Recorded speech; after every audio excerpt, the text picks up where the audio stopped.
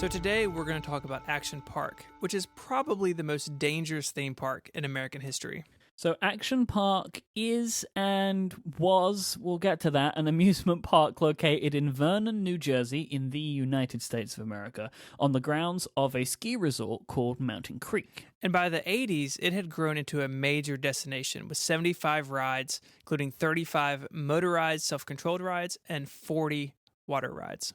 But it also racked up an impressive toll of injuries and multiple fatalities in its first incarnation. So let's talk about some of the more notable rides. And I'm going to start with the one that led to the first fatality in the park, sadly. The Action Park Alpine Slide. Alpine Slide was kind of underneath the ski area's chairlift. And basically you were on a little sled and you got to go down this alpine slide, and people would be on the chairlift and like throw things at people going down the ride, which is really terrible. And you basically were in charge of your own speed on your little cart by a little brake.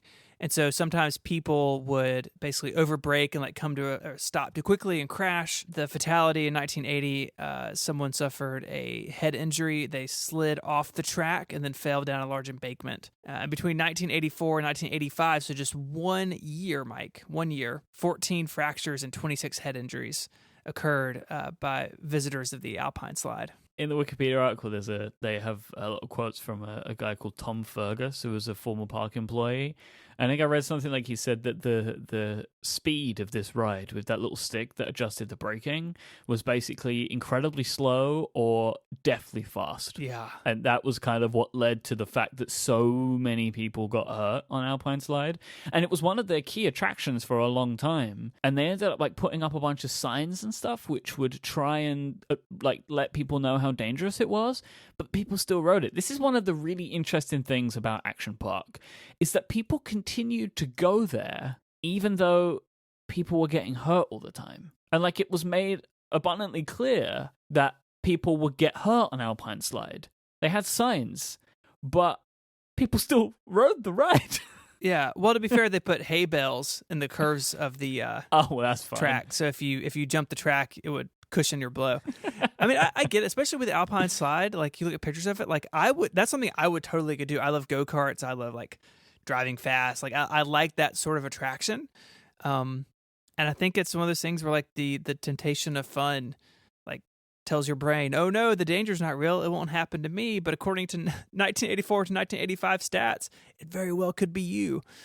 And we should say, like, we're talking about Action Park in jest because you kind of have to have humor about it because otherwise it's just really depressing. Yep. For Mike and I, there is no humor intended towards injuries or death. It is tragic. No, we are looking at this purely as an objective type of thing, right? It was horrible that people got hurt, but you know, it was a long time ago, and we're just kind of looking at it now as a peculiarity of a thing, Action Park. So there was also a skateboard park that was actually only open for a year. And the reason was because it was so dangerous. It lasted for 1 year. Yeah, and it basically was like constructed really poorly, and the same Yep. park employee in the article was like, the skate park was responsible for so many injuries. We covered it up with dirt and pretended it never existed. Yeah, one of the things that was funny here was like they were using the type of concrete and stuff that you'd find in paving slabs. So there were just a bunch of like uneven surfaces that they turned into a skateboard park, which is possibly the worst thing you could do for a skateboard park. Yeah, you want a skateboard, you want that surface to be really smooth. Yeah. It's really shoddy construction. Cannonball Loop. This is like the flagship, right? Yeah. If you just see a picture of this thing, it really is everything you need to know about Action Park.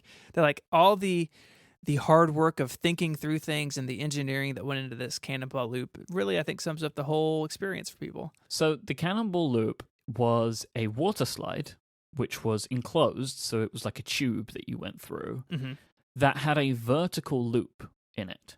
Now, a vertical loop is what you see in roller coasters, like when you're on a roller coaster and you go up and you go around and you're upside down for a moment. Where you have things like wheels and tracks and seatbelts.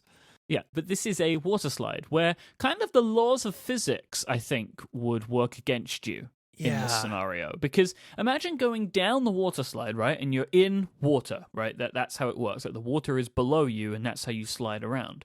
when you go around the vertical loop, where does the water go? Because I can't imagine it would stick with you at all times. The force would keep it on the outside of the tube, and that's where you would be as well. But I think the where this got really dangerous is that people weren't moving fast enough to stay on the outside. I imagine is you get to the top and fall onto and fall it, down, right? Which is not a very nice experience. Employees of Action Park, when they were building this thing, were offered $100 bills to test it. That is amazing. And it was only open for a month before a state order closed it because there were too many bloody noses and back injuries caused by the vertical loop. And someone actually got stuck in the loop section at the top, and they had to cut someone out and build a hatch so they could easily get people out when they got stuck, which reminded me of the Simpsons episode, the Mount Rushmore. Are you familiar with that episode? I'm not a big Simpsons guy, so fill me in. So this is an episode where they go to a big water park and they go down this slide and Homer gets stuck in it and they have to cut him out. Wow. And I wonder if, because Mount Rushmore is a thing that exists, but I wonder if the story for Homer getting cut out of Mount Rushmore could potentially have been influenced by the Cannibal Loop. They reopened it again in 95 and 96, but only for a couple of days apiece because injuries kept forcing it to be shut down. I don't know why. One, it was built, and then two, after the state decided to close the thing, they thought they could reopen it again. I'm not really sure why the Cannibal Loop went through this kind of history. The state of New Jersey really struggled to keep up with some of the stuff that was going on, but and now today, of course, there's lots more legislation built around this thing. But yeah, like, why would you think it'd be safe to reopen? Like, oh, I know people got stuck 10 years ago, but I'm sure physics have changed between now and then. So the tidal wave pool. This is maybe the most deadly part of Action Park. It had its first death in 1982. Another person drowned about 5 years later. According to this article, the 12 lifeguards on duty would rescue 30 people over the course of a weekend. And so are you familiar with a wave pool, Mike? Have you ever seen one of these things? Yep, I've been in a wave pool. Yeah, you can see how it would happen, right? You have water moving, and some of the pictures of Action Park is packed with people. They had like no sense of maximum occupancy that was safe. But it was kind of made worse that you couldn't tell. The pool got deeper on one end, and it was hard to see that, and so people would get kind of pulled into the deep end. It had a nickname by the employees as the Grave Pool, which is really dark. That's just what you want, really, the employees of the theme park to be calling one of the rides. Yeah. And part of its problem, part of the reason it was called the Grave Pool was because it wasn't really easy with the way it was laid out for people to kind of see where the deep end was. Right. So you'd be in the kind of the shallow end and a wave would hit you, one of the big waves, and you'd be pulled out to the deep end. And what was happening was people that were maybe not very strong swimmers then couldn't kind of get their bearings and couldn't swim in the deeper end. They couldn't put their feet on the bottom anymore. Right. Hence 30 rescues in a weekend. Jeez, man. Yeah, so there was like, it had people dying in 82, the people were drowning 5 years later. Like, there's no reason that it was called the Grave Pool. We said that, somebody lost their life in 82. There was another death in 82 as well from a kayak ride called the Kayak Experience that they had, which was basically kind of one of these, you get in a kayak and it's like a rapids type scenario.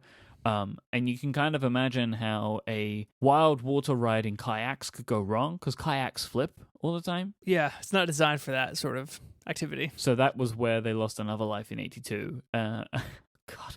And then there was Roaring Rapids. Roaring Rapids caused a bunch of fractured femurs, collarbones, and noses. And then the diving cliffs. I think this is maybe my favorite of like terrible decisions. They had a bunch of cliffs that you could jump off. They were 23 feet and 18 feet, and they had a pool at the bottom. But the pool at the bottom was also used for people to swim in. Like, it wasn't a closed-off pool. So you could be swimming around, and then somebody jumps from 23 feet and land on you. and then they painted the bottom of the pool white because it was easier to spot drowning people. So, diving cliffs. I agree with you. I think this may be like the most, like, I mean, yes, you can look at the cannonball loop and realize that, hey, physics is working against you, but like, just common sense tells you that if you have a pool of non-swimmers, A, they shouldn't be in 16-foot water anyways, but two, like, 23 feet is a hell of a highway up. Like, you don't want to be jumped on from up there. And with the one lifeguard, like that's really the worst part, right? That Yep. Action Park was understaffed, and we'll get into some staffing issues they had, but just like completely unprepared for what would happen. This episode of Ungenius is made possible by Quickie, a new Mac app that puts Wikipedia right in your menu bar. With Quickie, Wikipedia is just a click away. You can view articles directly in the app or open them in your browser. And if you want to share an article, Quickie has a bunch of different ways to get that done. You can paste a URL, markdown link, or HTML ready to be added to a blog post or web page. It uses the Wikipedia search API inside a native OS X application. Quickie is not a simple web viewer like so many other apps out there. When you're trying to keep up with the wild articles you hear about on this show, have Quickie at hand so you can play along at home. You can go to getquickie.co to learn more. We'd like to thank Quickie for supporting Ungenius and all of Relay FM. So when I was going through this Wikipedia article, there was a line that jumped out to me, which was attempting to sum up Action Park, which is such a perfect Wikipedia line. So the line is, Action Park's most successful years were the mid-1980s. Most of the rides were still open, and the park's later reputation for danger had not yet developed. It's like such a great Wikipedia line, right? It's like, oh, everything was good. Later it was terrible. And the danger of Action Park is very interesting, right? So we've gone into talking about some of the rides that caused all of these injuries, but there is way more to this story, which is super, super weird. So this danger had a few interesting effects, right? So we already mentioned that 1982 was a bad year, so there was the kayak experience death and the tidal wave pool death. What we didn't mention was that these two deaths occurred within 1 week of each other. And one of the rides was permanently closed. The kayak experience was shut down after this. But popularity did not decrease in 82. Like, everybody knew that this happened, but like the popularity of the park didn't decrease. And I guess maybe it's because people had already decided that they were going. And one of the other kind of effects of the danger, whilst it didn't decrease people coming, what it did do is increase the amount of people that were going to the hospital.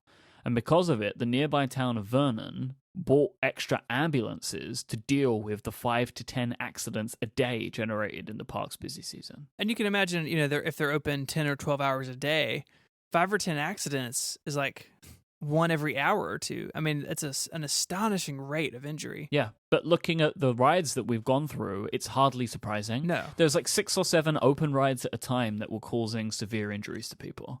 So that's like 1982. We get into 1984. There were another 2 deaths that summer. That's really when the trouble, I guess it took, 4 deaths to actually start causing legal trouble for Action Park. They were wrapped up in lawsuits. The state investigated the leasing of the land to the park. Okay, this gets super weird. It's like there were basically the group of companies that owned the land that Action Park was built on were brought to a 110-count grand jury indictment saying that they were setting up some kind of unauthorized insurance company. Which, when you start to think about it, is like, was the insurance against the injuries? Like, what was this insurance for? And it kind of starts to get real icky. And then Eugene Mulvihill, he was the guy who was in charge of Action Park. He pled guilty to 5 insurance-related charges at this point, which then started to cause some serious money problems for Action Park, which led to its later shutdown. Yeah, so you have kind of 2 things going on, right? You have the people getting hurt, people getting killed. That's in the news. You have this guy pleading guilty to a bunch of charges. But at this point, Action Park still had over 1 million visitors a year. Like, people just seem to write this off or not care about it and say, hey, we're going to go have fun anyways. And it's what's really terrible is that the 1 million visitors, park officials said that number made the death rate statistically insignificant. Because it's like, if you've got that many people, of course some of them are going to die. Right. But like, I think usually when you're looking at statistics like that, it's like natural causes or accidents, not things generated by theme park rides. I think you've kind of skewed the statistics when you're the ones kind of causing it. It's a very weird thing. You can see how they would get to that and would say that, but it's not really a cool thing to say. And this kind of all of the accidents and stuff of Action Park led to giving it kind of local nicknames. It had Accident Park, Class Action Park, and Traction Park. I like Traction Park a lot. Me too. So let's get into a little bit about why it was so bad. We talked a lot about the ride design. Clearly, things were built or things were laid out in a way with no regard to safety or even common sense. But the employees at the park, that was definitely a factor as well. A lot of employees, the vast majority of employees, were teenagers. A man by the name of Jim Desai, who was the security director for the park, got that job at age 21. So somebody with like very little experience, he'd only been working at the park 2 years, becomes a security director.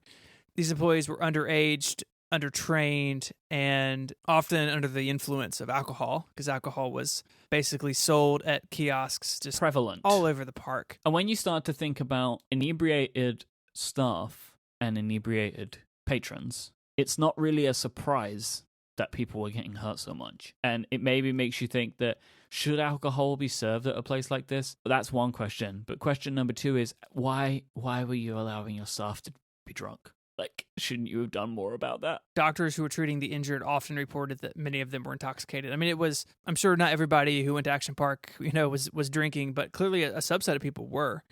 And it doesn't take a lot to put that math together and saying, hey, you know what, if you're intoxicated and the person who's supposed to be, who is there, whose job it is to keep you safe, is also intoxicated, things are going to go sideways. We also talked about the regulatory climate. So it's easy now, right, to sit here and say, well, how did this ever happen? How did city officials ever let this happen?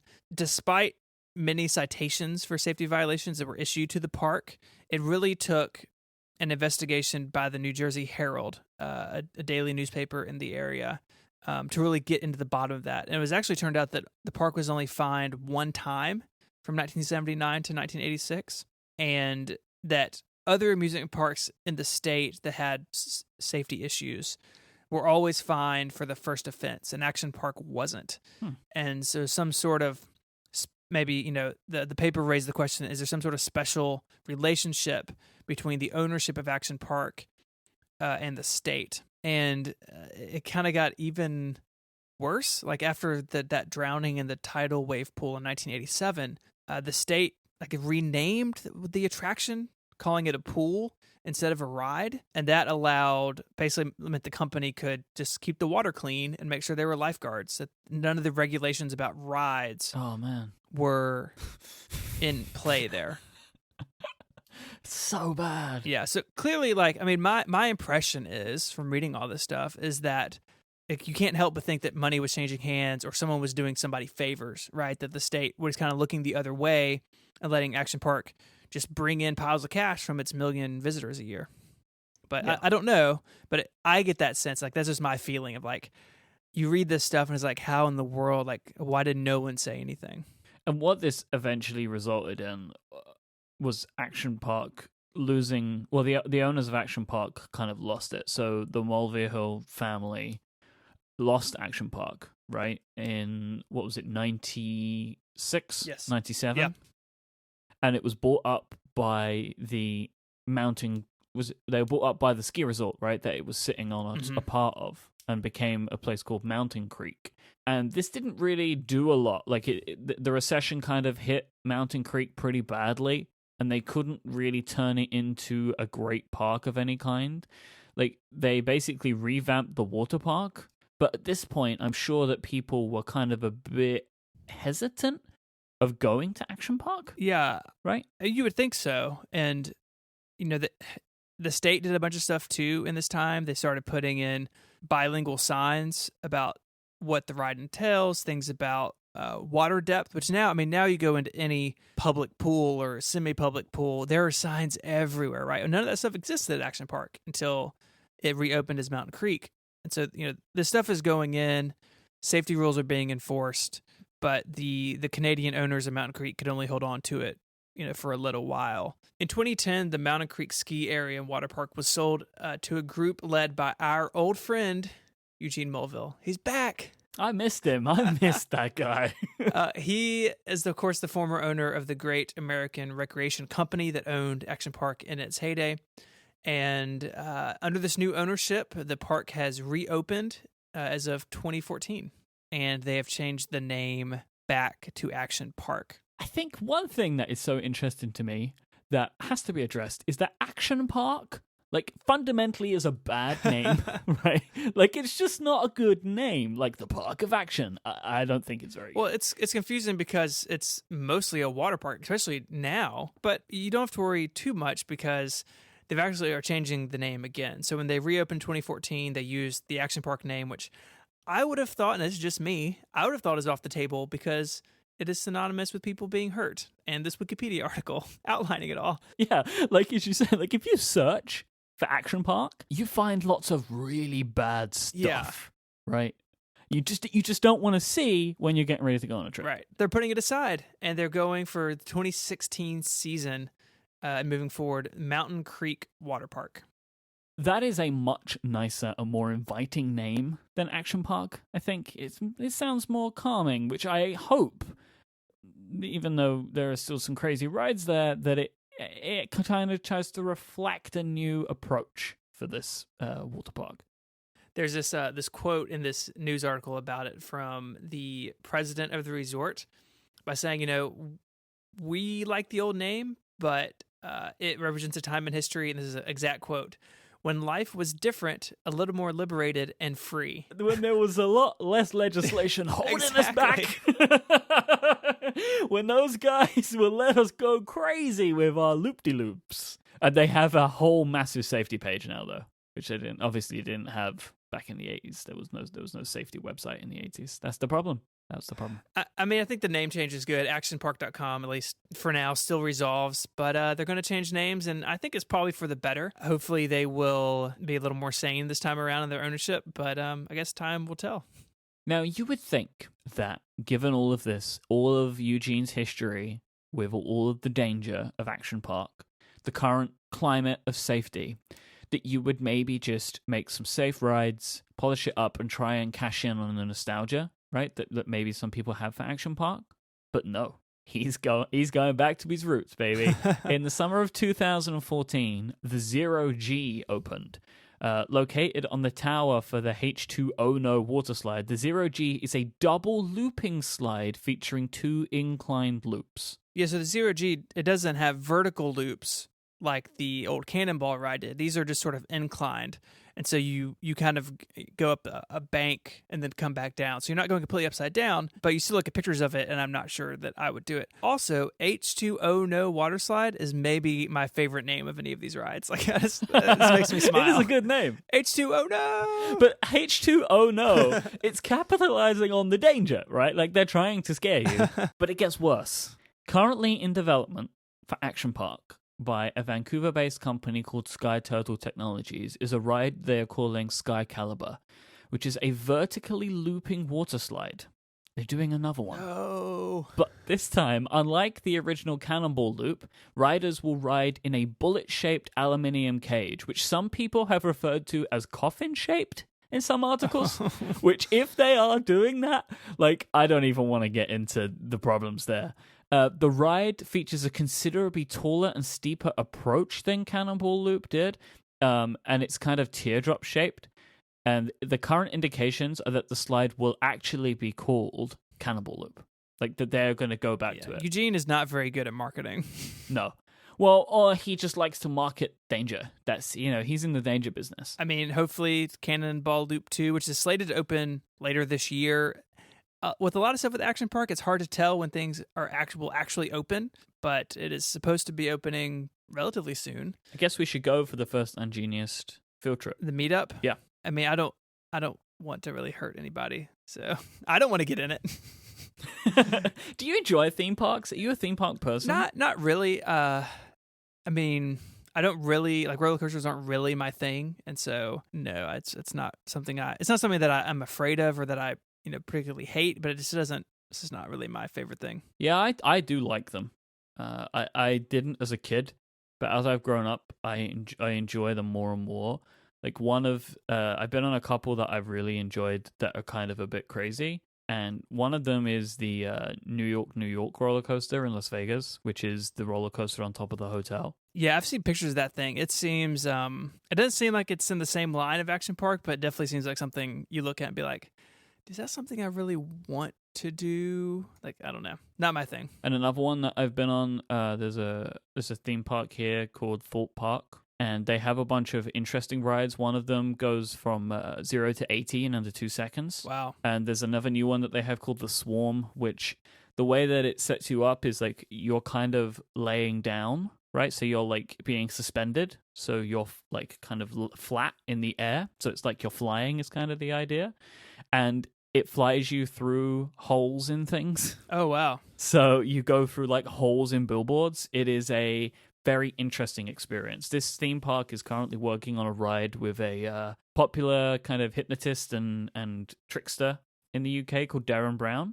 It's called Ghost Train, and I think it features VR. Oh, interesting. I hadn't thought about that before now, but I could see VR becoming a thing in attractions like this, right? You can add so much to the experience. Of course, you have to have a gaming PC in the seat next to you, but I guess that's a different show. I wouldn't worry about that. But yeah, so that's theme parks and Action Park, the most horrifically terrifying theme park in the world. It's interesting to me that you'd have all this danger and water together, because like people aren't even completely clothed. You know, like I imagine so many grazes and cuts at Action Park. It must have been terrible. God. Yeah. I mean, so much of it is a bad idea. And like once you start pulling on the thread of like, why did this happen? I mean, you get into all the shady stuff with the ownership, and like clearly this ownership just, I don't know if it's that they don't care, or they think that it is worth the risk, or that people, I mean, clearly people enjoy this, right? Like there is a element to danger that is attractive to people, and I think that is part of the sort of formula for Action Park. But man, it's heartbreaking to read these stories from the 80s about people who, you know, go on a family trip and get injured or worse. Before we end this episode, I wanted to share an interview I had with John Siracusa, who has firsthand knowledge of our topic this week. All right, John, so you grew up in the New York area, and you went to Action Park, is that right? Yeah, it was a regular summer thing for us. We would go to Great Adventure, which was also in New Jersey, I believe, and Action Park, usually both in the same summer, sometimes multiple times. So what was it like, you know, reading all these articles about Action Park in the 80s?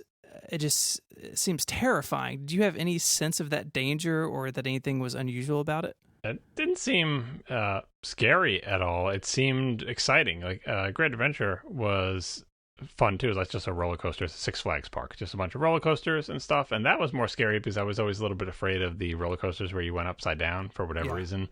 They bothered me. But Action Park was just fun. You would go there, and it was more like going to a playground. Like instead of going to an amusement park where you're going to wait online for rides, it was like going to a really cool playground. You know, like when I was a kid, we didn't have them so much. But in the modern era, they have these amazing playgrounds with just these huge structures and very inventive things to play on. And that's what Action Park was. It was like a giant playground for grown-ups. That's how it was advertised, too. Come here, and you can go on the Alpine slide and go down a water slide and drive a go-kart and jump off a cliff into some water and go in the big wave pool. And those are all things that were appealing. Did the sense of, you know, bad things happening, did that, if it wasn't evident there, was it part of the culture? Like, did people talk about, did your friends mention, hey, you know, this thing was on the news, someone died, or was it just sort of completely separated from you as a kid? Yeah, we didn't have the internet then, so I guess word didn't spread so fast. And I took some of my friends with me on trips to Action Park with my family, and I don't think their parents thought it was a big deal. I mean, there was a sense of there's a fine line between danger and excitement when you're a kid, right? So there was a sense right. of danger / excitement. The one example that I think back on that it didn't seem weird to me at all when I was a kid. It just seemed like, oh, that's like a thing they do at Action Park. Because when you're a kid, you know, you just get used to certain things, and everything is like normal, right? But for example, at the top of the Alpine slide, this was I think it was a Vernon Valley Great Gorge type area where it's like mountains, ski mountains, but there's no snow on them, right? But they still have the chairlift to take you up this, you know, the little dinky mountain that they have there in New Jersey. And at the top of the mountain where you would normally ski down, they had a sort of like a tube cut in half. So, you know, sort of a semicircle tube chute, only the bottom half of the tube down the mountain. And you would get in these little vehicles, I guess, little plastic sleds with wheels on the bottom of them. And you'd have a handle that was a brake, basically. If you press the handle down, it would pull the brake up. So you're basically pushing your weight up with a lever. If you just let go of everything, the brake would immediately go down and you would slow. Anyway, this is the Alpine slide, and you get to basically go down this slide in this little car at whatever speed you felt comfortable with. And of course, if you just got in the thing and pushed the handle all the way to the floor and took the brake totally up, you would go faster and faster and faster until you caroomed off the edge of this little semicircular cement chute that you were going down. There was no rails or anything, and your speed was totally determined up to you, and very quickly you could get going fast enough that you would no longer stay in the little semicircle. Because the semicircle it wasn't like walls around you. The semicircle was like 2 feet wide and like a foot high, right? So that's what you're in your little chute thing, right? And at the top of this ride, you take the chairlift up, and at the top of the ride when you arrived, rather than like the Disney World type thing where everything is supposed to look like, Snow White's castle or look like a medieval village or look like whatever theme they're trying to present, at the top of this ride, there was a sign, like a billboard, that you'd walk up to, kind of like you walk up to like a big map in a national park, like you are here, and so on and so forth. Yeah. And on the sign were color photographs of injuries people had gotten on the Alpine slide, mostly abrasions and bruises. And abrasions look like your skin is like all like peeled up and like red and bleeding.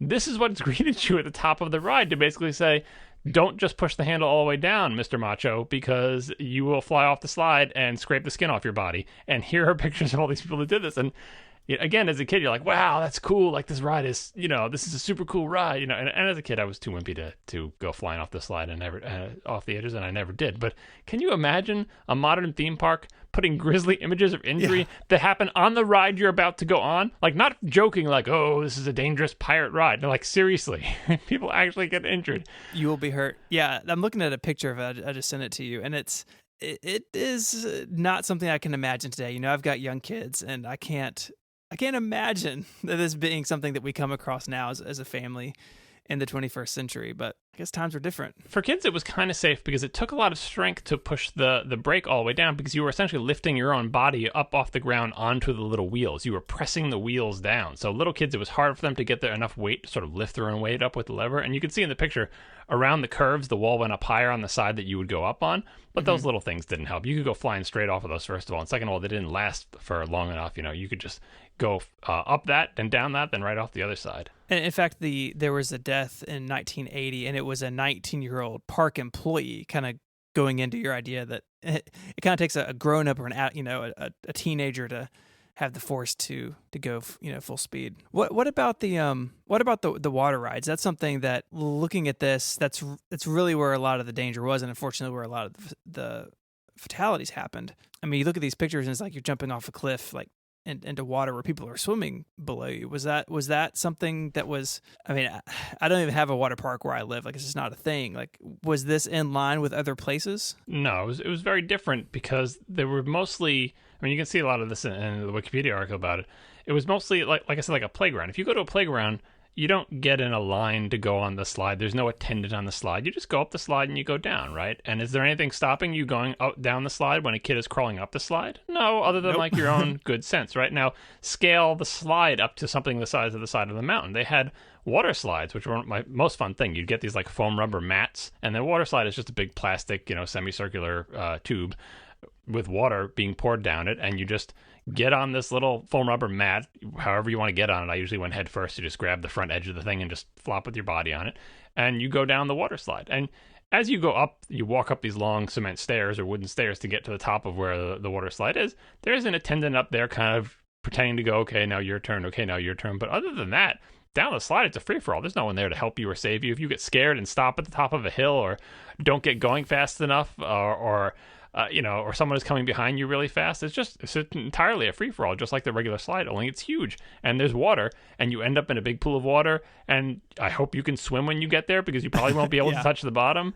And I found it was great fun, because you weren't supervised, because it wasn't like a contained, well-orchestrated ride. And they were all like that, like a cliff jumping thing. It was just a big swimming pool with cliffs that you could jump off of. And like you said, how do you know you're not jumping on top of someone's head? I don't know. Yep. I mean, like, you don't. there was lifeguards there, but they were not really, the big theme of the park is that it was run by teenagers who were, disinterested or stoned or dangerous or drunk or many combinations of these things. Again, as a kid, I didn't notice that they were teenagers, because, everyone older than you just seems like an adult. Right. But in hindsight, they were probably, 17, 18, 19-year-olds.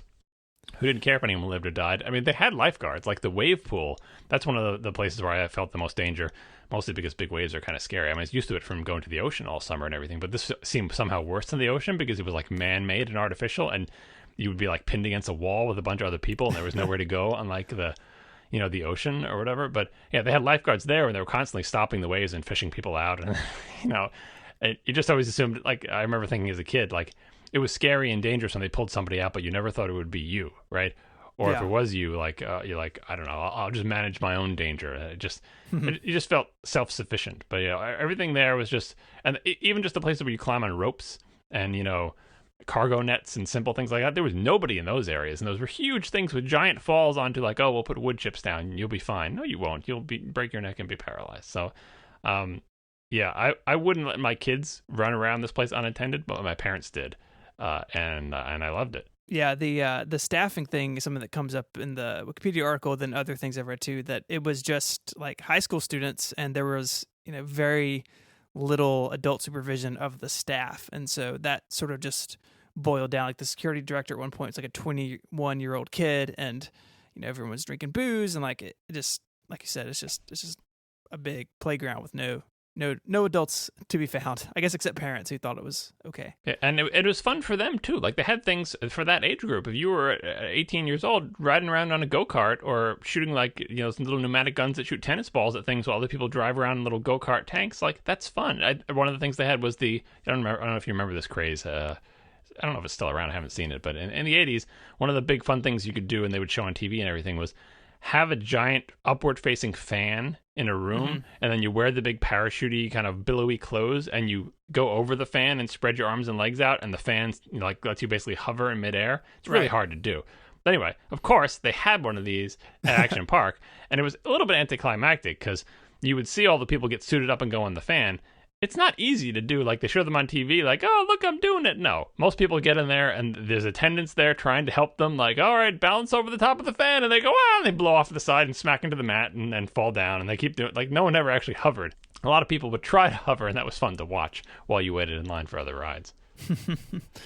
Well, I'm glad you survived it, John. Glad you escaped in one piece. Yeah, I narrowly averted death, but no, really, I have the only time I had a sense of danger at this park besides being in the wave pool. Towards the tail end of Action Park's career or lifetime, and I'm sure you see this in all the picture and all the stories, they were building a new water slide in a certain part of the park, and I remember watching it being built over the course of maybe 1 or 2 years, or maybe just 1 or 2 visits in a single summer, and it was a tube that you go down, they fill with water, and there was a lot of those, but this one had a loop in it. Mm-hmm. And I said, now, even as a kid, I'm like, now you've gone too far. You do not understand the physics of, it's not as if this is like a one-dimensional space and you're a point along a line, and wherever we make the line go, you will follow. This is an actual human body that you're going to try to accelerate to fast enough speed, totally unencumbered, in a tube wearing nothing but a bathing suit filled with water. How is the top part of the loop going to be lubricated? How are you going to get people moving fast enough? What happens if somebody suddenly spreads out their arms halfway up the tube? This seemed like a terrible idea to me. I don't know if that ride ever opened, but I saw them building it, and I remember even my little kid brain was like, no. No, yeah. you've flown too close to the sun. It did open for a very short period, and of course people got terribly injured, but I think that ride really sums up the entire thing for me. Like, reading about it, looking at all these pictures of like, what were you thinking? Like, can you just imagine the guys like putting it together and be like, one of them looks at the other and be like, does this seem like a good idea to you? It doesn't seem like a good idea to me. Someone drew it on the back of a napkin and they're like, all right, yeah, we'll build that. Because I guess it was just enough money flowing through there to make everything happen. Even some of the more simple ones, like one of the ones was just a slide that you go down, a water slide, but a straight down water slide, kind of like a supersized version of a slide at a park. And you cross your arms on your chest and you go like a little pin straight down. But the slope on the first part of the slide was so tremendous that if you were to, while going down that section, press off of the slide a little bit, you would find yourself falling vertically, and then because it sloped down into a curve at the bottom part, so you had to stay stuck to the slide, so you would gradually flatten out and eventually end up lying straight on your back facing the sky, right? That's what you were supposed to do, but the first part was so vertical that if you panicked and pushed away from the wall, you would find yourself falling vertically 30 feet onto a hard plastic slide that was bending down and, to try to catch you. It was terrifying to watch people do that because one wrong move from the rider, and you were going to break both your legs. It's a different world now, isn't it? Yeah, it's mostly for the better. I think you can have most of the same fun without the danger, but there is a certain bliss to being a kid and not understand exactly how dangerous everything here is. And again, like I said, to me, Great Adventure seems scarier, and this just seemed like the world's biggest, most fun playground. Well, I think that sums up episode 1 of Ungeniused. You can find... What a great start. It's a great start, right? We just dove right into the tidal wave pool. Straight to danger. If you want to find show notes this week, you can find them in your app of choice, or you can find them on our website, relay.fm/ungeniused/1. You can get in touch with us a bunch of different ways. There's a contact link on that page. You can hit us up on Twitter. Mike is at imike, IMYKE, and I'm at ISMH. And you can find the show at Ungeniused. Like Mike said at the top, we'd love to get ideas from you. So if you have an article that really stands out to you, you'd like us to talk about, send it our way, and it will get added to the list. I think that's it, Mike. That's it. Thanks so much for listening. Adios.